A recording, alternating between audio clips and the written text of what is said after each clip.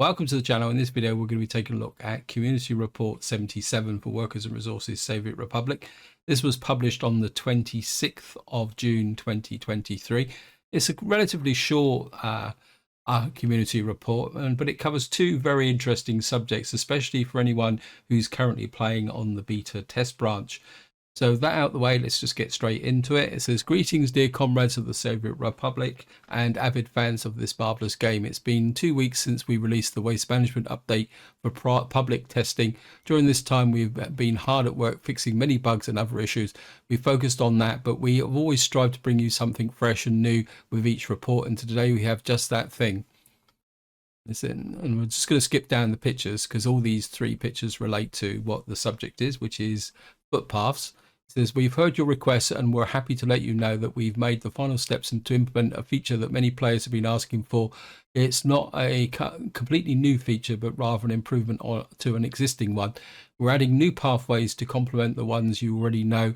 These new pathways, made of asphalt and featuring maps, will become part of the game scenery. Now, I'm just going to read the final paragraph, then I'm going to go back and show you the pictures and talk about it. It says, these pathways work like the old ones, but they come with a little advantage. They allow for longer walking distances, which can be quite handy. However, keep in mind that there's a trade-off. If you choose to use lamps on the pathway, you will need electronic components for construction, and it will take longer to build. So while they make walking more convenient, there is a bit more of a challenge to construct. Yes, I'm going to talk about that in a little while, but first I'm just going to show you the picture. I'm just going to go in here. This is I think this is going to be the thumbnail. You can just see here we got a monument in the background. We got a lovely footpath here with street lights on it going across there with a background in there. Looks like there's a bit of a beat up building in the background there as well, unless it's just the texture. So yeah, so this is the asphalt footpath with street lights.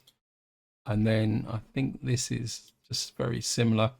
Yeah, this is more of a wider view of the same thing here. One thing I will say is that, I'll just give you the story. I've just literally finished recording the next part of my Three Rivers series. And while I was actually recording that, these footpaths actually popped up. And for a short while, I thought, have I been playing this update and didn't know that there were new footpaths? And it wasn't until I actually finished the recording, came out and saw there was a new community report that I actually discovered that this was a new feature. For anyone who's playing on the beta branch, it is the release 14, which as far as I can tell must have come out today. I'm just going to close that picture and I'm just going to show you a close-up of this picture here. And what you've got here is three pictures. You've got the gravel footpath in the background, you've got the asphalt footpath in the middle, and the one with street lights on the right-hand side. Now, one thing I will say is that these textures are very close. I mean, we'll get used to it, but it looks a little bit strange when you first do it. In fact, when I actually built a couple of these, and when it was finished, I looked at it and I didn't think it was actually finished. Now, for anyone's interested in the technical capabilities, I'll just read through what I got from my actual gameplay. Now, for anyone's familiar with the game, a gravel footpath gives a walking speed of 110%. The new asphalt footpath gives a walking speed of 120%, and the one with lamps gives a walking speed of 123%. And what that actually means, bear in mind this is walking speed, so it doesn't change the actual walking range of the resident, it just gives them more range. And I think the walking range is about 400 meters. And I did a quick calculation that if you had a resident using all asphalt footpaths, that will add another 40 meters of extra walking under ideal conditions. Now, remember, that doesn't mean it's going to be 440. It'll still be 400, but that 400 will push out another 40 meters. The footpath with lamps on it will add another 52 meters of potential range. And as I previously mentioned, I did build a couple of these in my end game, because one thing that did occur to me is that if you've got an area where it might be a little bit busy, and bearing in mind that the new waste update pickup points, I think they've got a range of 160 meters, and don't quote me on that because I haven't played with the waste management extensively. If you could get a little bit more extra range by using these footpaths, that could actually improve the efficiency of your actual waste pickup systems as well. So that might be something that was worth considering. Before I move on, I just want to give you two tips which I picked up from my first attempts at building these.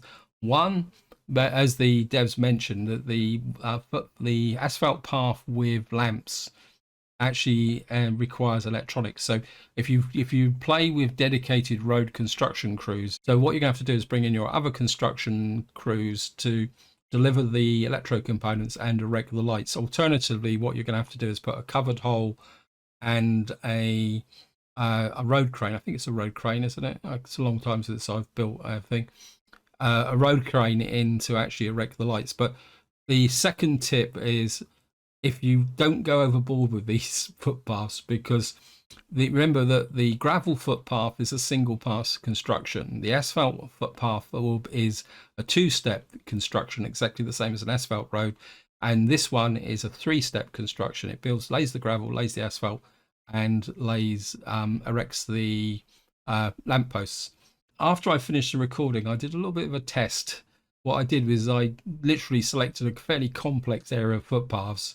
In fact, I did two areas, one just upgrading to asphalt footpaths and one to lamps. And I'll be completely upfront, guys, the game struggled with the very small, short lengths. And when I was short lengths, I'm talking about the 5-10 meter lengths that you can get between buildings and footpaths and all that. So what I would suggest is that if you're upgrading footpaths, go for length. And in fact, if you're laying footpaths, these are going to be laid a lot more efficiently if they're quite long. And if you think about it, if you've got a block of flats that's only 3 or 4 meters away from a main footpath, maybe just sticking to the gravel will be just as efficient, because even though you get an extra 10%, that 10% over 5 meters is very tiny. And what I actually did in the end is I actually abandoned the test because I was working from a save game, because especially these ones with lampposts on the game. I mean, it got there. I'm not saying that it doesn't work. I'm just saying it's a painful process. And bear in mind also that if you're upgrading these, that introduces a disruption to your economy, because you could, in fact, I managed to cut off one residential building completely by my upgrade, and then all the residents were complaining. So that's just something to think about if you're actually planning on using these lampposts. And what I'm going to do now is just show you this one here. Looks really cool, actually.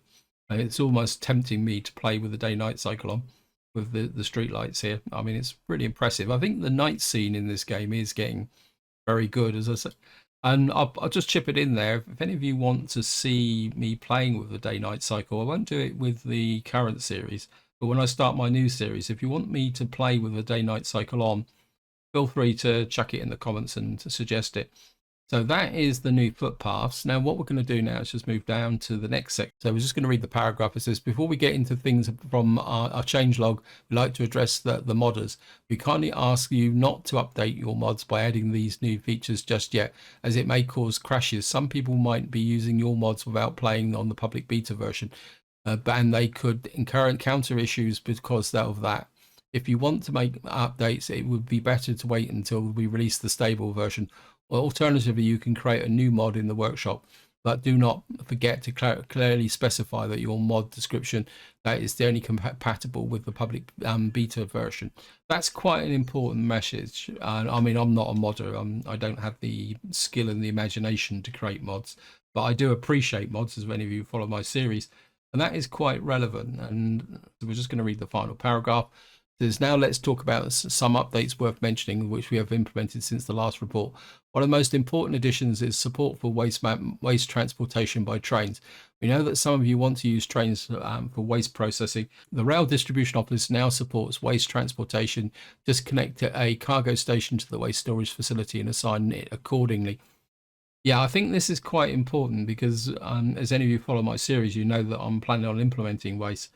And I have been doing a little bit of testing on volumes.